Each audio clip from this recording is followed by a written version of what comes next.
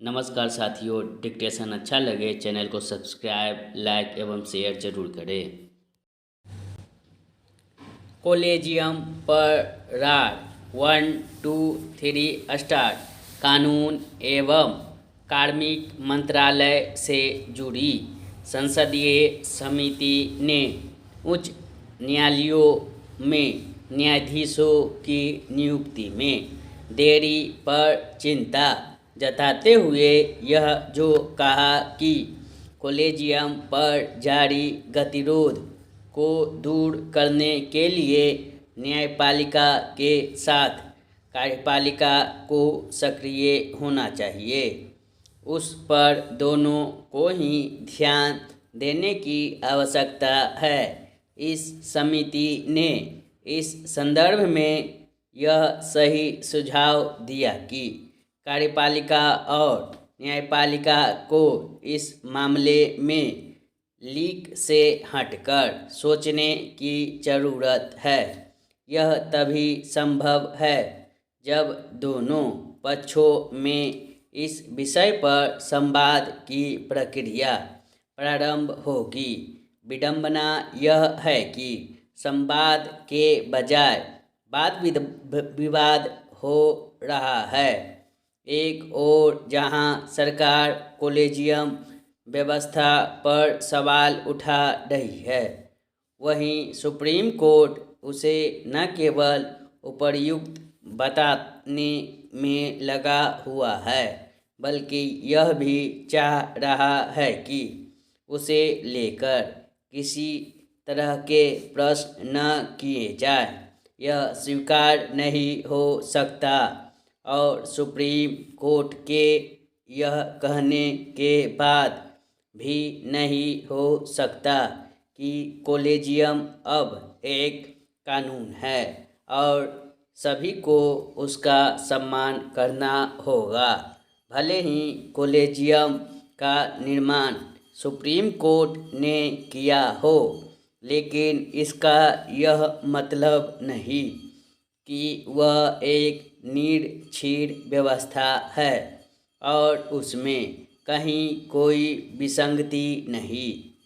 वास्तव में कॉलेजियम व्यवस्था में न केवल विसंगतियां हैं, बल्कि वह लोकतांत्रिक मूल्यों के अनुकूल भी नहीं। इसी कारण उसे लेकर सवाल उठते रहते हैं। सरकार की ओर से कॉलेजियम व्यवस्था को विसंगतिपूर्ण ठहराने और सुप्रीम कोर्ट की ओर से उसे सही करार देने से बात बनने वाली नहीं है। उचित यह होगा कि दोनों पक्ष इस पर विचार करें कि न्यायाधीशों की नियुक्ति की ऐसी कोई व्यवस्था कैसे बने जो न तो पूरी तौर पर कार्यपालिका से संचालित हो और न ही सुप्रीम कोर्ट से। यह व्यवस्था ऐसी होनी चाहिए जिससे उच्चतर न्यायपालिका के लिए यथासंभव योग्य एवं निष्पक्ष तरीके से कार्य करने वाले न्यायाधीशों की नियुक्ति संभव हो सके। न्यायिक नियुक्ति आयोग का गठन करके ऐसी ही व्यवस्था बनाने की कोशिश संविधान संशोधन विधेयक के जरिए की गई थी।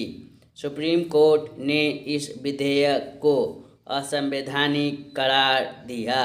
इसे लेकर आज भी सवाल उठते हैं और इसका कारण यह है कि सुप्रीम कोर्ट ने न्यायिक नियुक्ति आयोग की खामियों को दूर करने की कोई पहल करने के बजाय उसे सिरे से खारिज कर दिया। इससे न्यायाधीशों की नियुक्ति का अधिकार उसके पास ही बना रहा। उचित यह होगा कि सुप्रीम कोर्ट यह समझे कि कॉलेजियम व्यवस्था में बदलाव की आवश्यकता है। यह व्यवस्था पारदर्शिता की भी मांग करती है। क्या यह विचित्र नहीं कि जिस सुप्रीम कोर्ट को चुनाव आयुक्त की नियुक्ति और नोटबंदी के फैसले की फाइल चाहिए, वह कॉलेजियम के तहत न्यायाधीशों की नियुक्ति का कोई विवरण देने को तैयार नहीं।